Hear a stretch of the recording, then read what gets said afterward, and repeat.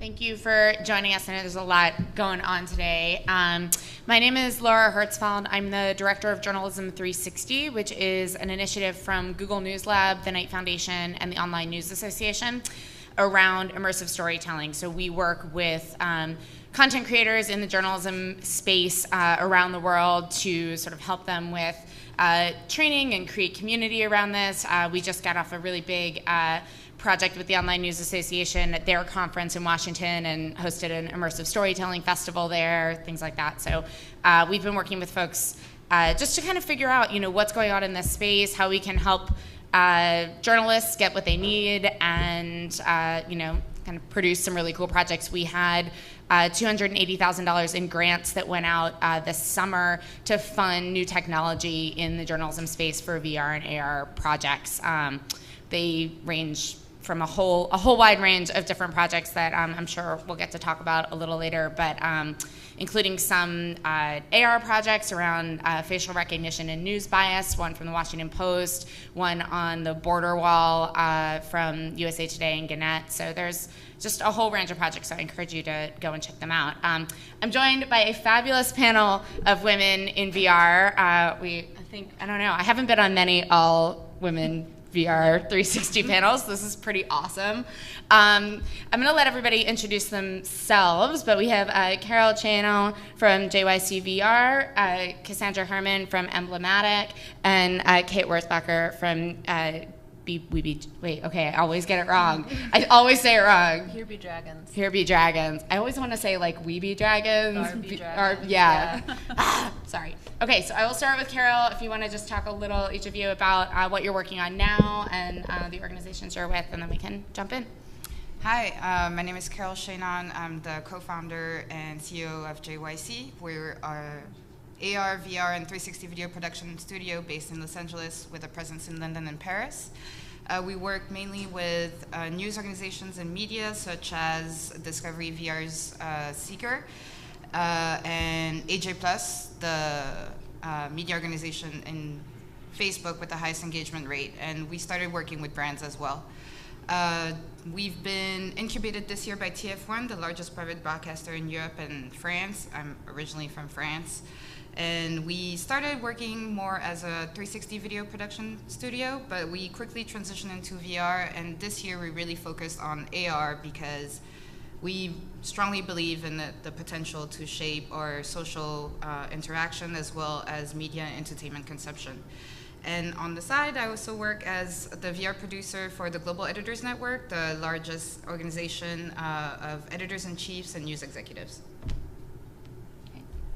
My name's Cassandra Herman. I'm a producer and director, and I'm working with Emblematic Group, which is founded by Nani de la Peña, also known as the godmother of VR. And Emblematic Group specializes in immersive journalism work, primarily volumetric or walk-around VR experiences, nonfiction content, and then also does some branded content. And I'm currently have been working with them on a trilogy of VR experiences funded by the Knight Foundation, and it's a collaboration with Frontline, the PBS series. So we are just now completing the third of those. The first was called After Solitary, which is about a man who was in solitary confinement in the Maine State Prison. The second one is Oceans Melting Greenland, which is about climate change in Greenland. And the third piece is about problems with DNA contamination at crime scenes. And each one is sort of moved to try to be more ambitious in terms of the tools that we're using and pushing the storytelling and the interactivity and agency for the user. Kate. I'm Kate Wurzbacher. I'm a director of photography and head of camera for Here Be Dragons, which is an immersive studio. Most recently in documentary, we've released The Last Goodbye, which is a walk-around experience in which you are led by a Holocaust survivor through one of the concentration camps. And then we have recently partnered with Discovery and Google to release Traveler, which is a 38-part travel documentary in 360, and released this week with Within, kind of our sister company, and Sharmeen Obed-Chinoy, we have released Look But With Love, which is a 5-part 360 series in Pakistan. Great. Before we get started, I kind of just wanted to see what the experience level was in the room. I feel like we always kind of are surprised at what people are doing. So if you are a creator of VR and 360 content, could you raise your hands? Okay, and if you've never put on a headset, let me know. Yes, awesome. And then if you're sort of somewhere in the middle, if you are an executive or just somebody who's interested in this content, okay, great, okay, cool. Just good to know. I think one of the things that comes up really often in the conversations that we've had in general in journalism is who is actually getting to see and use this content. How are we getting people to put on the headset, experience all these things that these news organizations are making? There was a recent study just yesterday, the day before, that came out saying that now 30% of global consumers are expected to use VR by 2020, which is kind of in contradiction to a lot of what we've heard. There have been a lot of sort of less bullish studies that have come out, but this was a survey of about 20,000 people saying that, responding positively to saying that VR is going to reignite the campfire experience of watching TV. And I kind of wanted to hear from our panelists of how you, since you started working in this space, how you've seen things change and, how that kind of information that keeps you going and innovating in the work that you're doing. I'll start. I think since the past 2 years in 360, at the beginning everybody was wondering, is it going to stay? Is it just 3D? I think now, especially with the big push in Facebook, everybody sees that 360 is a medium that's going to be here to stay. It's not a fad. It's not going to replace traditional media. Correct me if I'm wrong. But I think it's just going to be a different way of experimenting stories. And I think now people do see the value of it. And the fact that it provides the user full agency in choosing where to go and really feel like you're there shows that it's a really powerful media and that it's here to stay. So my background's in documentary filmmaking and journalism, so I'm new to VR, but I found the first time I did a volumetric experience, I was completely blown away by it. Thought it would be a really interesting way to take social issues that people, I think, are desensitized to and have them experience it in a completely different way. And I think it's phenomenal for that, particularly for nonfiction and documentary pieces. But the problem with it, particularly volumetric, is that it's very, very few people are seeing it, and particularly I think with policymakers who you really want to see it, and then the populations that you're representing aren't able to see it. So I think, I'm not sure how much that's going to really change with volumetric. I suppose it could change when headsets with better tracking, so maybe it will be that it'll enter the general population more. But I think there's a lot of potential for a similar experience with AR, and that it's possible to reach a lot more people in a way that is still, I think, more immersive than 360. Not that I don't find 360 immersive, but sort of bridging that gap. But at the moment, all of our pieces are showing at festivals or conferences or museum spaces. So they're really not reaching general communities or policymakers. So, yeah. I think despite all the naysayers saying that VR won't really take off, we've seen like an incredible bloom in different platforms that we can publish to. So Facebook really promoting 360 has been amazing for people that don't have headsets. And then for volumetric, I mean, you have 3 different platforms now, including PlayStation. So if you have a PlayStation, you can actually buy a headset, and that's really opening it up. And then, I mean, you have a headset for almost every phone now, so that's opens up our audience significantly. It's definitely growing. Carol, you sort of started to touch on something, and Cassandra and Kate, I'm kind of curious about your feelings on this as well, like saying that, the viewer has full agency and can kind of go wherever they want in this story. Cassandra, from a filmmaking perspective, I know journalists have a hard time not having a beginning, a middle, and end to a story, and I think that's a real shift for storytellers about how you kind of, as a viewer, kind of get into that experience, and then as a filmmaker, how you sort of adjust your thinking around somebody's maybe not going to see everything that I've put in front of them the first time they're in that experience. Yeah, I mean, and I think I think that the Google News Lab Story Living report was fascinating for that. And then we also have done, for these projects with Frontline, we've done testing with USC on the 2 original pieces, and again found that people were not retaining information. And I think it's really been challenging for us, especially working with Frontline, who are incredible, obviously, but also that you're trying to convey quite a lot of information in these stories.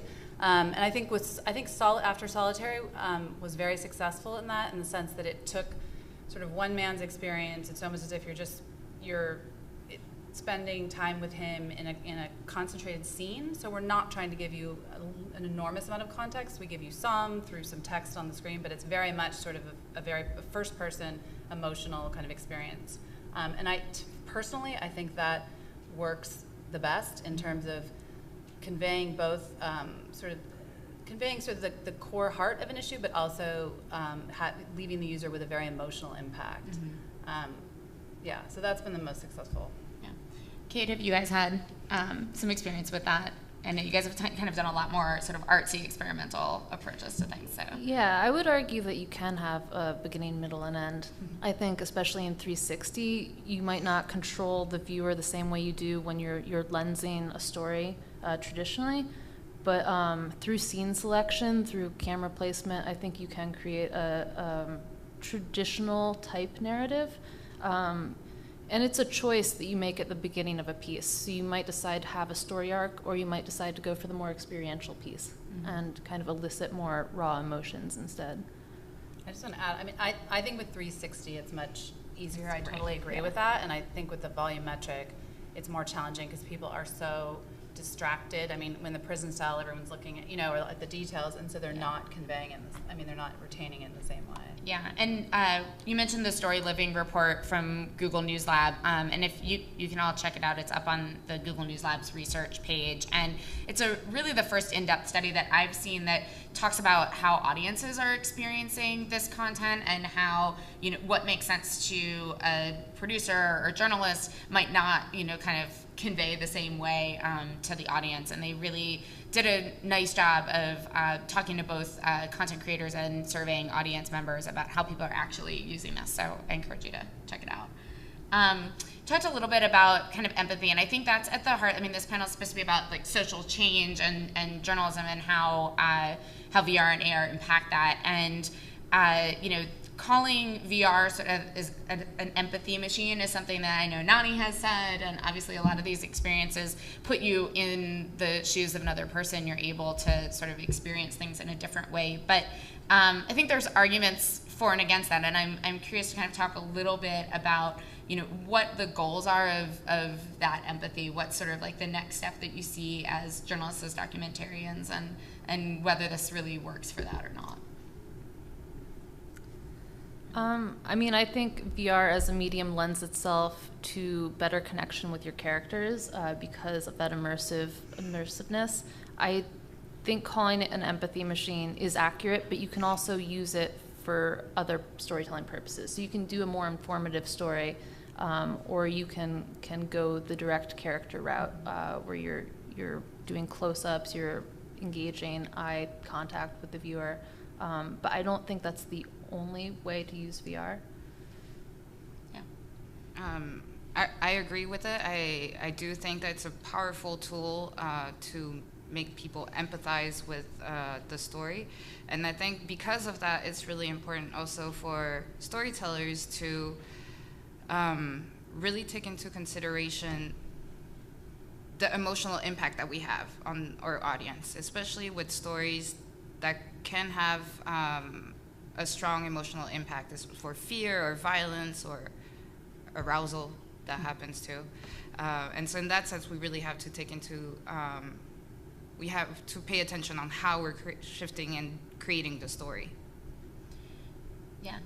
I think that the empathy machine, I think that's been personally, I think it's been overused quite a bit for VR at this point, and I think there's a way that it gets you off the hook a bit as a creator, in the sense that it's sort of like the difference between subject and story. A subject is not a story, and so I think you still have to work at getting people to really have an emotional experience and also think about what you want the takeaway to be and what you're trying to convey. I do think like the intensity of it is, you have to be really careful with that, as Carl was saying, that you have to think about the emotions that you're conveying and what sort of the purpose of it is. So what do you see as sort of the impact that you can have in VR versus a documentary? What are sort of the best examples of stories that you've come across that really lend themselves to being experienced in VR, and how do you make that decision as a storyteller? We did a piece, this Holocaust documentary, where the character was equal parts the human character and the location, and I think that really lent itself well to VR because you got to experience both equally. You got to wander around. It was our first foray into volumetric, and we found that you got to really wander around the room and connect in different ways than you would if it was a flatty.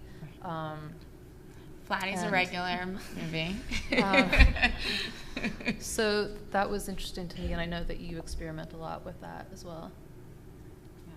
Yeah.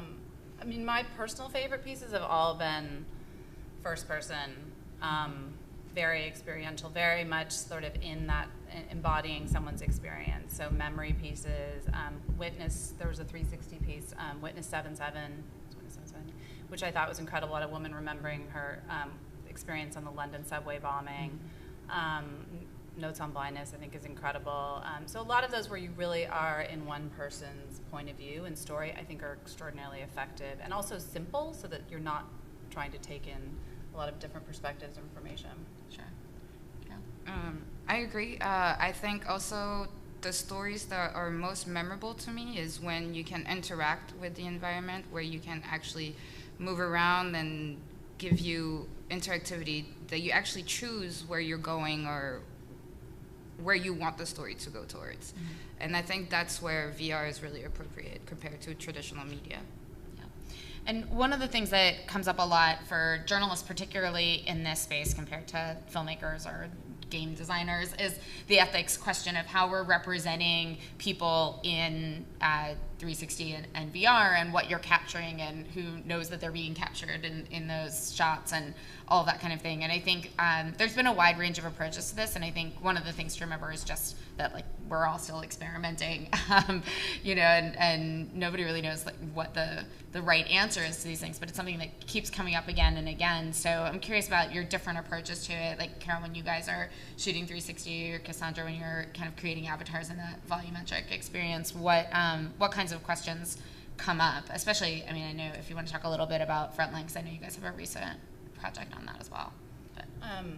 Yeah, and with Frontline, so I mean, what I think is incredible about the volumetric is you're able to, it's not, it is a recreation in some senses, but the way that we've done it, it's a completely accurate and sort of photoreal recreation. So for the solitary piece, we scanned the prison cell in Maine, and we scanned Kenny Moore, who was the former inmate, his bedroom, and these two locations. So they're completely photoreal, and you're able to inhabit them.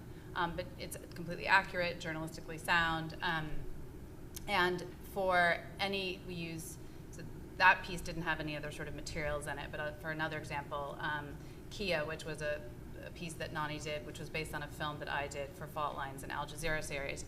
And that was a CG, but it was completely recreated using crime scene photos, using police reports, using 911 audio from calls. So it's utterly journalistically sound, and nothing that happens in that piece didn't happen sort of in real life, so nothing's added. And I think that's like incredible. So you really can sort of recreate these experiences and scenes and have them be completely journalistically accurate. And Frontline has, in my opinion, the highest bar for that. So, that's what we do. We go through it, and is everything in that house is the same. We had to do a CG recreation of a crime scene house for this DNA piece. And it's recreated from all the photos that the police took, and it's, I mean, they will check it, like, is there a title on a book that wasn't in that room? And that, we take that away. So it's completely accurate.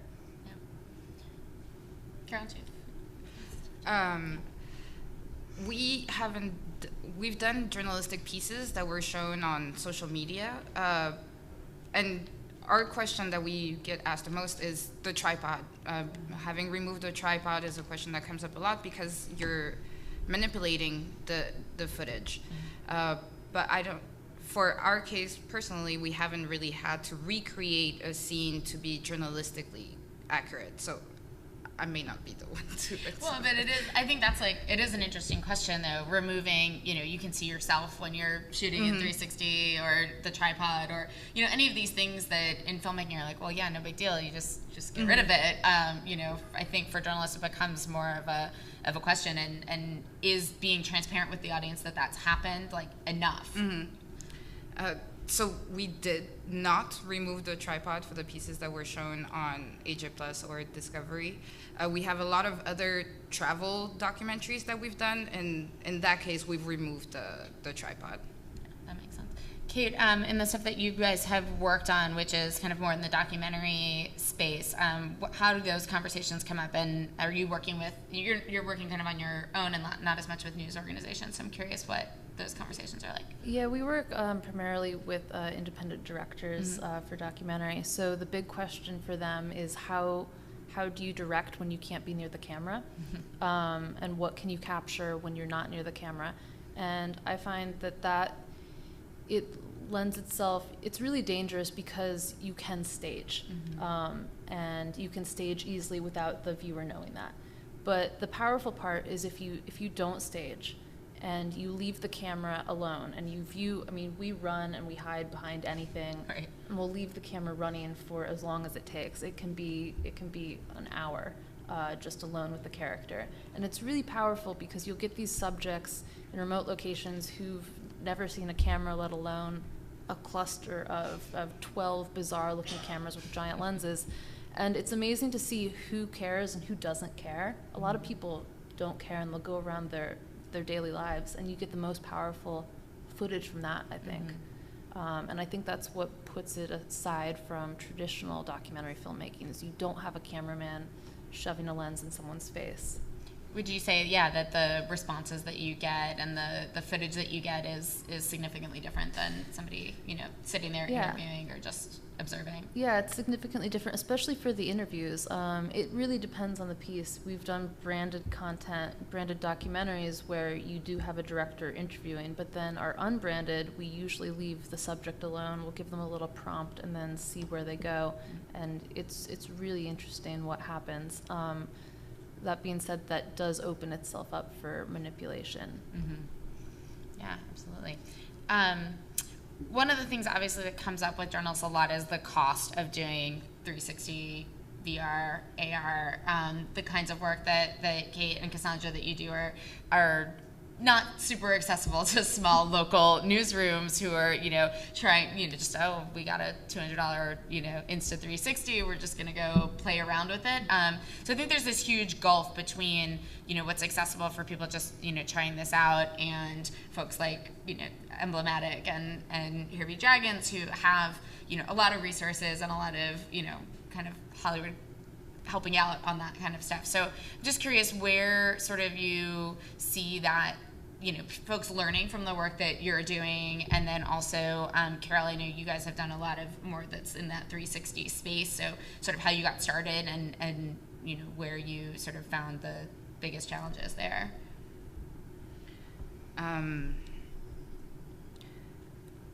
Our background was in multimedia videos to begin with, and then 360 really became natural to us to get into that field. To begin with, the costs were extremely high, and we didn't have those cameras that we have now, like the Samsung 360 that you can buy for under $200 now, and that self-stitches. So at the beginning, we had the Freedom 360 rig, which is the 6 GoPro rig. So you have the cost of the 6 GoPros plus the rig, and then you have to buy the software that took hours to render. We did a lot of workshops at the time to train journalists on how to use these mediums, and that was, I think, in 2015.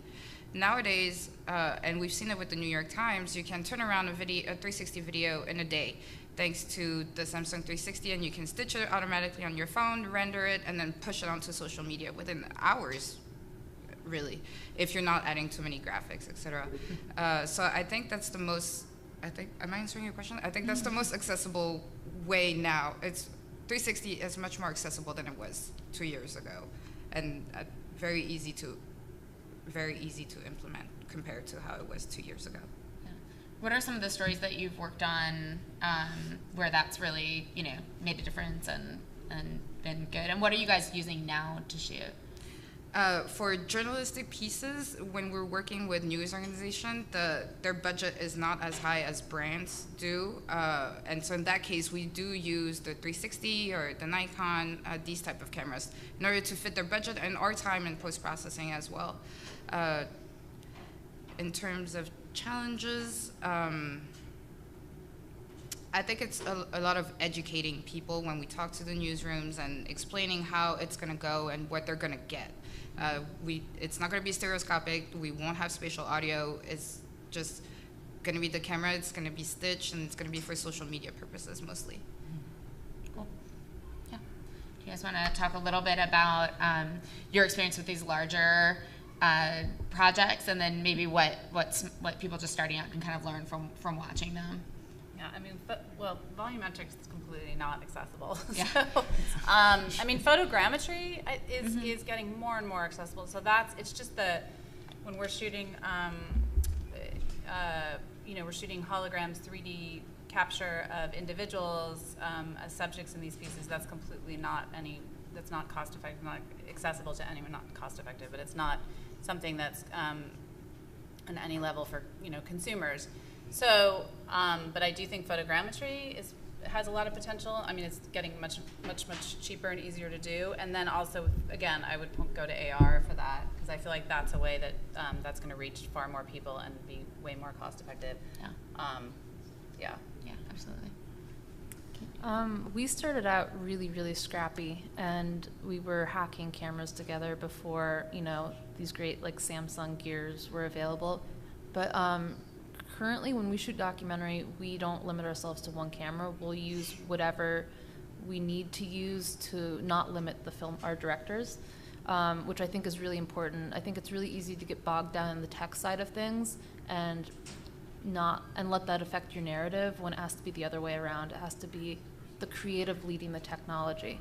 So we'll shoot with high-end rigs like our custom A7S rig, but we'll mix in tiny self-stitching cameras that might not match the resolution. We were mixing Samsung gear with 6K video just because it let us get shots in really tight, crowded places that we couldn't get normally. For this Pakistan documentary, we were shooting in a really crowded hospital, and there was no way that we're going to tell people that they can't be within 5 feet of the camera. So we just took the resolution hit, and we put a smaller camera in there, and we got some of the best footage in the documentary that way. That's great. Sorry, I forgot one thing too. I just want to say depth kit was something I should have mentioned. Yeah. So depth kit is, I think, one of the most exciting things toward getting in the direction of it being cheaper to do volumetric. It's not as high quality, but and I haven't seen it yet, but just from all the things I've read about Blackout, the piece, I thought that was an incredible project and idea, and sort of that direction where you're getting into like nonfiction and being able to use those tools at a more reasonable cost. Yeah, I mean, this stuff is changing literally every single day. Oculus Connect is going on as we speak, and they're announcing new stuff. So I feel like this is, we're all just sort of figuring out how to make this more accessible on a daily basis. We're talked a little bit about AR, but I think we should talk a little more about it. I know there's another panel about AR going on right now, but I really think that that's, for journalists, probably like the most useful thing that's coming out, particularly in like mapping. Google Maps has a lot of new features that are coming out very soon, where you'll be able to like embed video into your maps and track migration and things like that. And I think that kind of tools that journalists are already using, and just having more features and able to kind of make stuff like that much more accessible makes a lot of sense. Are there particular things that you all are seeing come up in that space, and kind of where the VR, AR, MR overlap is happening? Maybe. I think if we look at the spectrum of immersive technologies, AR and MR will definitely be the most accessible to mass audiences. It's going to be available on all of our cell phones soon with ARKit, ARCore, Google Tango, Facebook, Snapchat filters. What interests me most is how it's going to be used for storytelling. I think right now everybody's trying to figure out how to overlap a story within our the real life space. I haven't seen many examples yet. The HoloLens from Microsoft, which is priced at $3,000 for developers, has a few examples that are very interesting. I haven't seen yet anything that has pushed that boundary so far. I don't know if you have.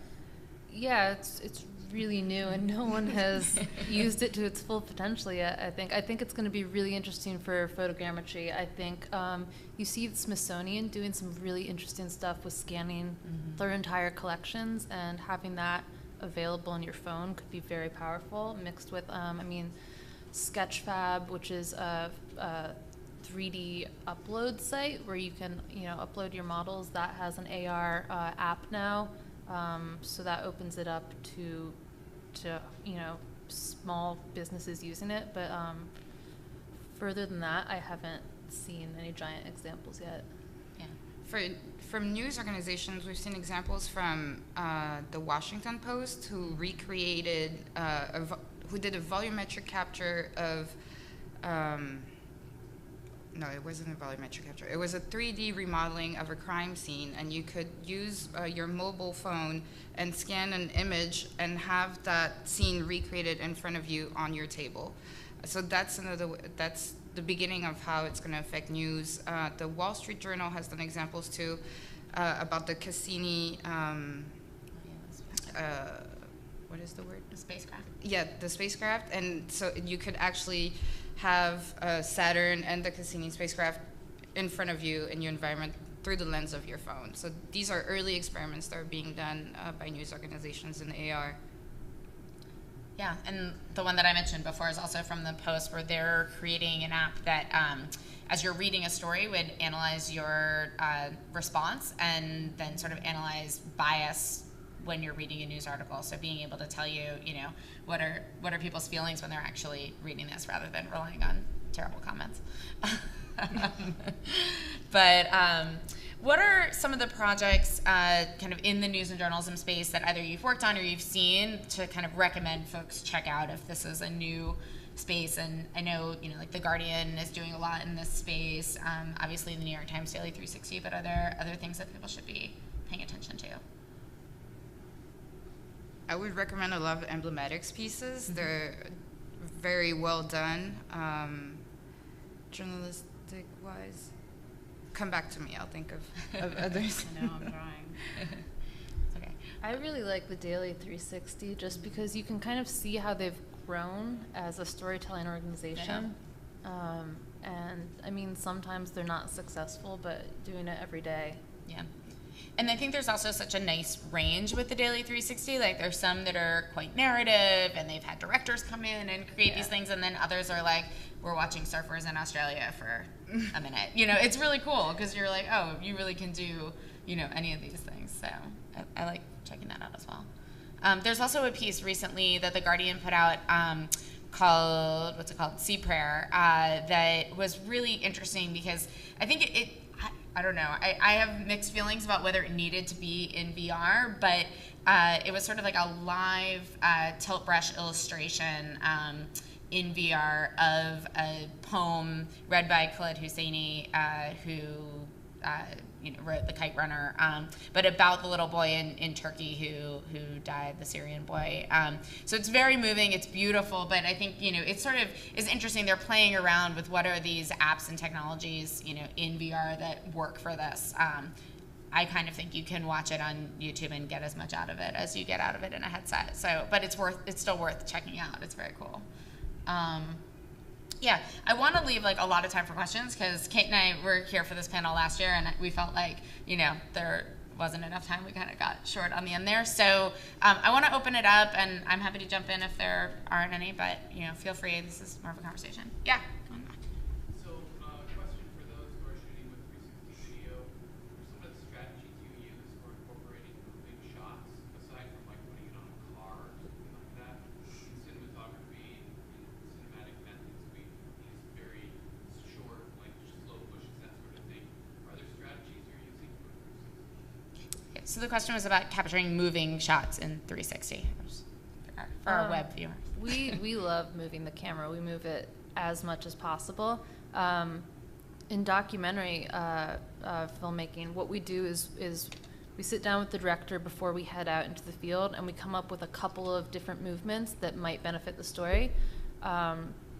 So for the piece we did with New York Times a couple years ago about children in refugee camps, what we thought would be most efficient was to give the kids the camera. So we designed a pull system with the camera on the end of it, and we could not really train, you can't train a kid to move a camera, but we could give it to the kids and they would run through the camps and basically shoot their own story. For some of our other pieces, we've gotten a little more creative. We've stuck it on dollies, we've stuck it out helicopters, which, gives it a whole different sense of movement. Drone shots for wildlife pieces are really, really effective. It really depends on the subject matter, I think. But the main rule for doing it in VR is to move very slowly, to not make sharp turns, to not make it really bumpy. You just don't want to make your viewers sick. Right. That's also something that comes up Yeah. often.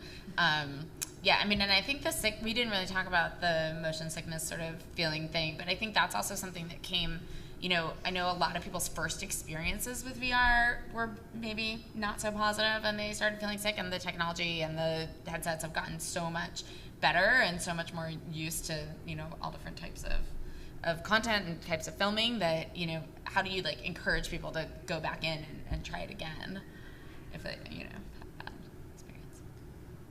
But yeah. Yes. Yeah. I have a question around live in 360, especially. So going back to the drones, we've been testing different 360 cams on drones to be able to capture live news. And in preparing for other shows, we're finding that the bandwidth is just all over the place. It's very difficult to get the quality stream. I don't know if you're seeing better results or if you have some tips for doing live. But I guess the first question is technical, and then the second is more around policy. If you're doing live 360, how much do you talk to the audience about violence and other things that they may be experiencing? For live, it's a giant problem to stream, 4 or more cameras simultaneously. We have that problem even for just controlling our cameras in certain remote areas. We went to Cuba this year, and none of our wireless devices worked. It was shocking. We should have thought of that, but so for live, we can talk technical now or later. Yeah. There's a great app called Teradek Sphere. It's more of a filmmaking app, but there is a live version, and we found pretty good stitching out of that. In terms of violence, I'm not from a journalistic background originally, so I think you could probably speak to that better. But what's interesting is there's no rating system in VR yet.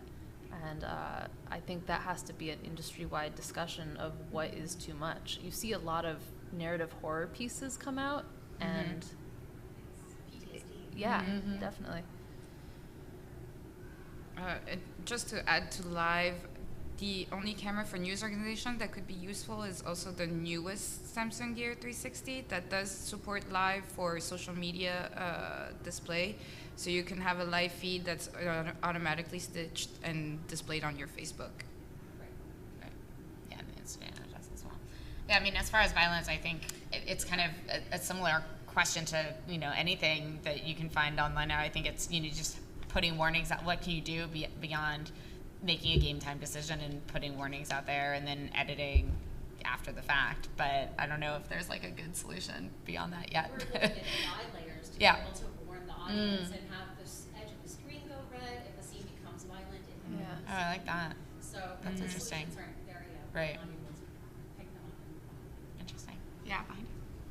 I wonder what you would recommend for I'm a documentary filmmaker, and I have a project that is in partnership with a museum, and they're screening for VR. Don't come from that background, and I know the concept, but will not be able to apply it. What do you recommend for a situation like this? Is it something that you partner, pitch, sell, hire companies? How does that work? You mean creating an experience for a museum? Yeah.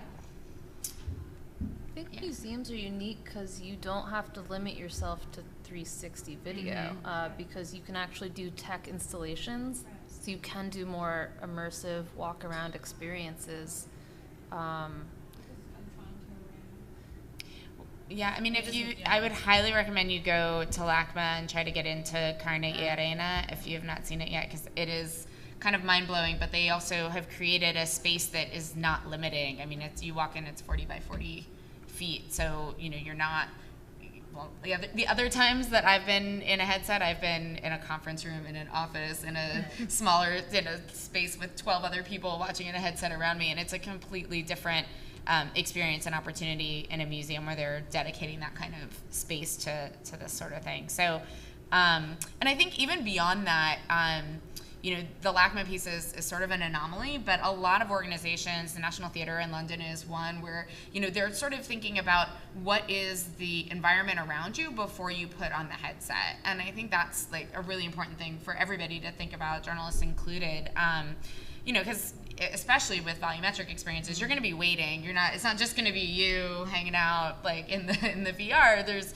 going to be other people waiting to try it on. So how do you get the viewer in that mindset before they are experiencing this? So at the National in London, they have a couple of different ones, but there's one that's a VR piece about the refugees in Calais, and before you put on the headset, you're sitting in like a corrugated metal, their living space basically on like a little stool, and you're sort of in that environment before you experience the VR piece. There's a couple other really creative ones that I've seen. But yeah. Many festivals and experience in all different type of form, or from a chair to walking around to.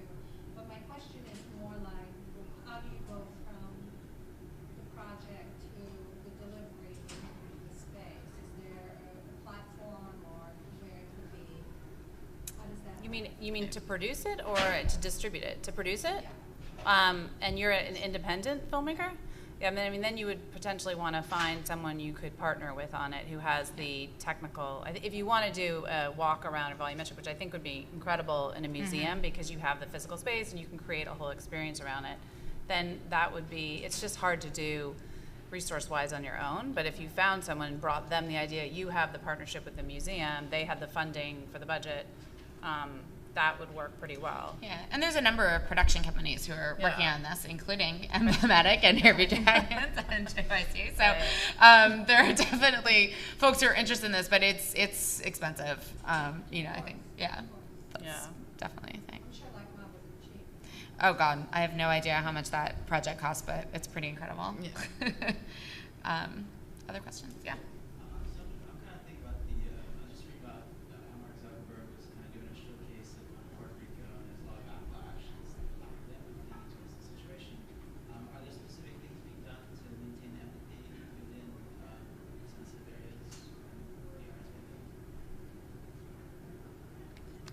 To maintain it, but you mean to?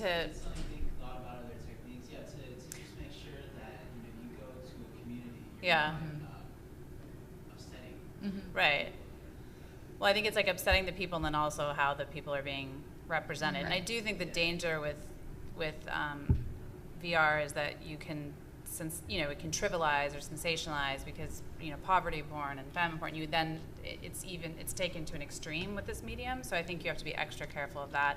And I also think that, again, but this is in any media, the communities you're portraying able to access that media? Are they participating in it? How is that? So I think all of those things you have to take into consideration in a much bigger way with VR. And I think also thinking about what the goal is of the project. I mean, the Zuckerberg thing is one example, but what's the goal? Are you trying to show what's going on there to encourage people to get involved or support a cause, or is it more of a documentary type thing? So I think it just depends what the goal is. Just a random follow-up for the Here Be Dragons. Have you guys ever had some people? You said most people kind of just ignore you and go on their way. But has anybody ever had an issue with you being present in there? No, we haven't had any significant issues because we approach very cautiously. We'll spend time the day before with our subjects, depending on the subject matter, of course. We've had we had recently an issue where we had to shut down an area to document it, and we had some rowdy people outside that wanted to get in, but it's not a typical issue. No, depending on the story, most people are very welcoming of us trying to tell their story. Yeah. I feel like a lot of the early projects in VR, probably now AR, kind of like formal experimentation. Can you guys speculate about what you think the formats in the future might look like? Runtime,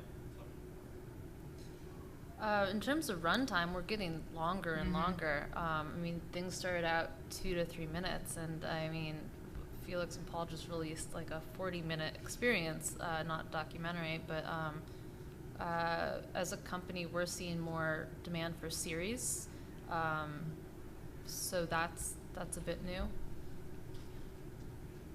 Yeah, I think there's a huge opportunity for serialized content that I don't think you've seen a lot of yet.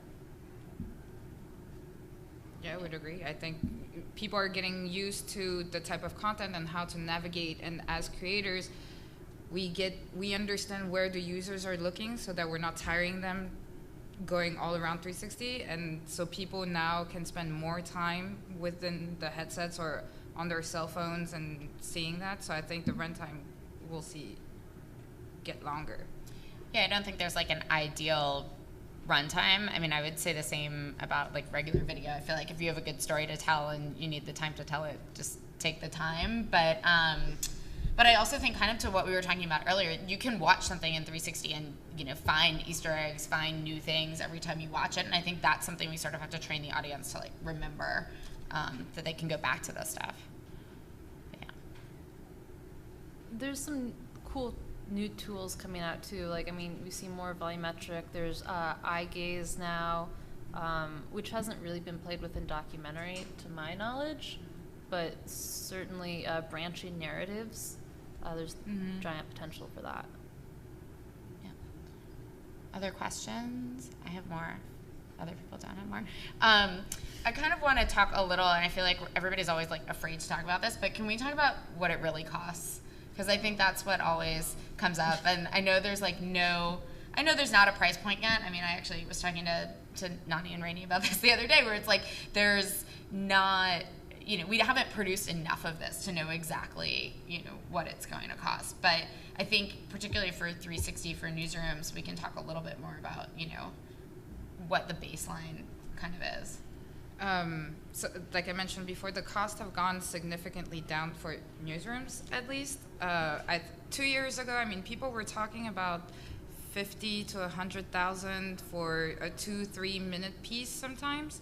Now, with the tools having changed and automatic stitching being available, I mean, right now some newsrooms are talking about 1,500 for a 2-3 minute piece that will be on social media.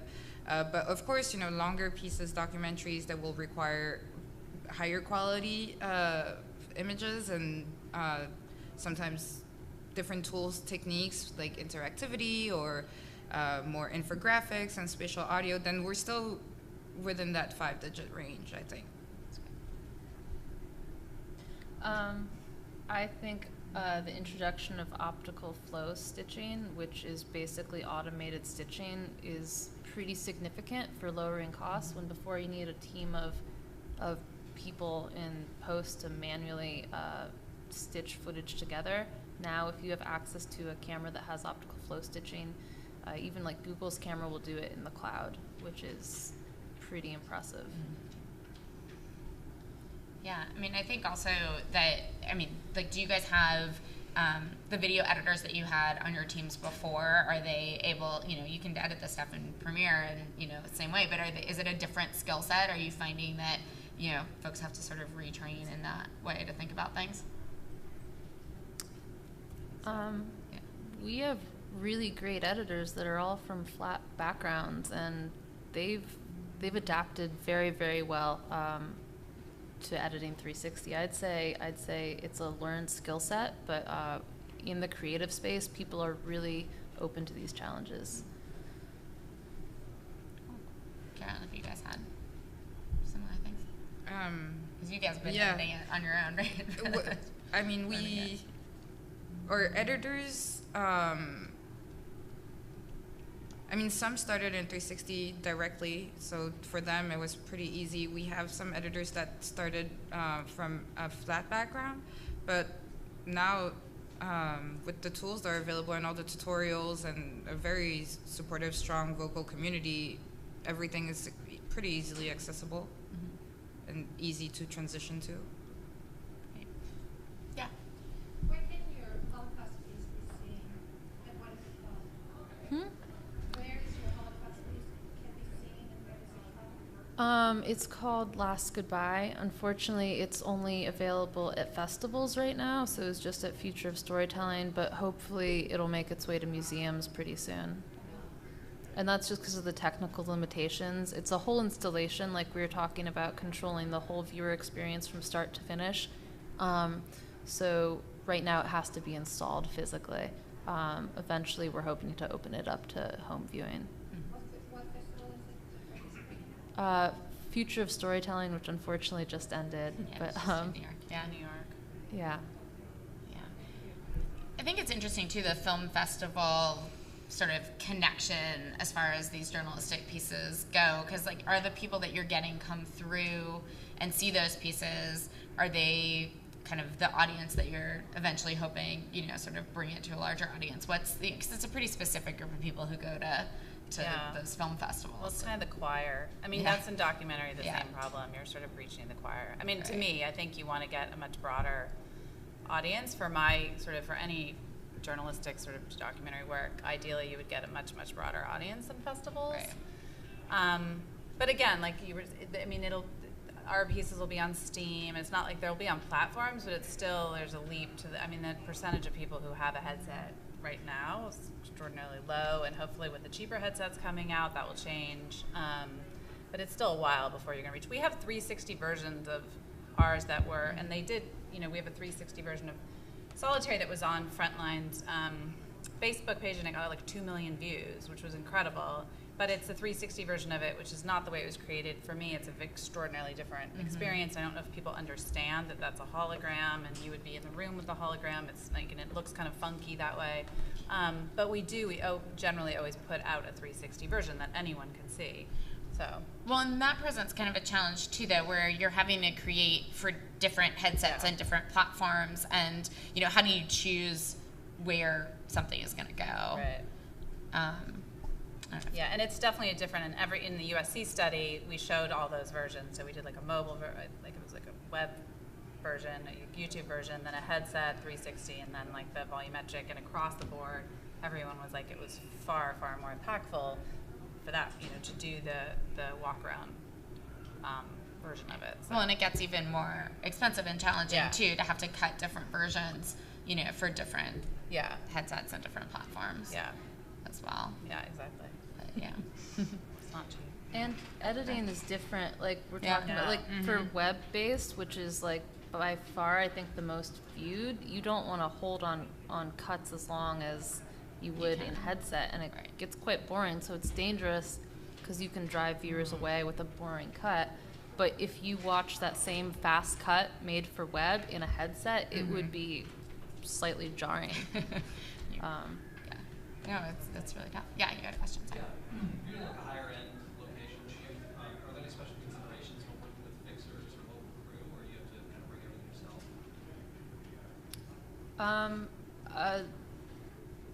Getting across what this camera does, what a 360 camera does to local fixers is a challenge. I mean, we have, especially like location scouts, if we're looking for good locations, a lot of people will be like, this location's beautiful, but you turn around and there's a giant pile of anything. So what we do now is we'll send out 360 cameras, like little Thetas. They're fairly cheap, and while they don't do the best quality video, they do amazing stills. So we'll send those out in advance to get an idea of where we're shooting, what we're dealing with. And then we really need to keep the crew to a minimum. I mean, we're talking just a director and a camera person, because otherwise you can overwhelm the subjects. You run out of places to hide hiding is a really big practical concern. I've mentioned it like 3 times, but yeah, it's an issue. Yeah, definitely. We have time for like 1 or 2 more questions. If anybody has anything, yeah. My name's Chris. I'm the head of the Troop. We've done several projects with the dragons. All of those are going with the dragons are shot nodally. So you don't have to play Steve Tetrick's with the cast and crew. You're shooting in 5 slices at a time. It feels like it solves a lot of the issues. I just wonder, does it have any, is it even practical to do documentary? No. No, because, well, then, I mean, it's interesting. Google's come out with support for 180 video, which is, it's a big question. Is that, what does that mean for documentary filmmaking? In my opinion, shooting nodally, it takes away some of the authenticity of shooting VR in documentary format, because you can hide, you can really lie a lot with nodal shooting. Yeah, and 1 more in the back there, yeah. How far away do you guys think we are from being able to engage each other outside of like outside of like gaming classes or within, say, the 360 space where we watch it together and talk to each other or be able to engage somebody somehow and I'm just thinking, I came to this conference a couple years ago, and that was the big discussion. When are we going to be collaborating together to do a VR experience in a live projection or a live type camera? And I haven't heard about it. Like, HoloLens, you can watch that. Right. HoloLens, you can do that, but again, you'd have to have a bunch of people with HoloLens. I think we're close to the technology being there. I think it's just, whether or not people have adapted that. And I think people are thinking too about, how can you do cooperative things in VR without both people being in headsets? And, there are kind of experiments in that space as well, and being able to watch TV together, that kind of thing. But I think the gamers are going to figure that out before the journalists. But yeah. You mentioned the around the campfire experience, replacing watching TV. Yep. Yeah, and I think that's where, I think that's also where the public thinks this is going. Like, so the technology and these companies need to sort of follow that as well. So if that's what people think about, this was like a survey of normal people saying, are you going to use VR? And if they're saying, yeah, we're all going to like sit in the living room with our headsets on and, whatever, watch a movie that way. If that's where the public thinks this is going to happen, then I'd imagine that that's probably where, we need to think about going with it as well. But, yeah. Great. Well, thank you all so much, and thanks everybody for coming. I think we're done.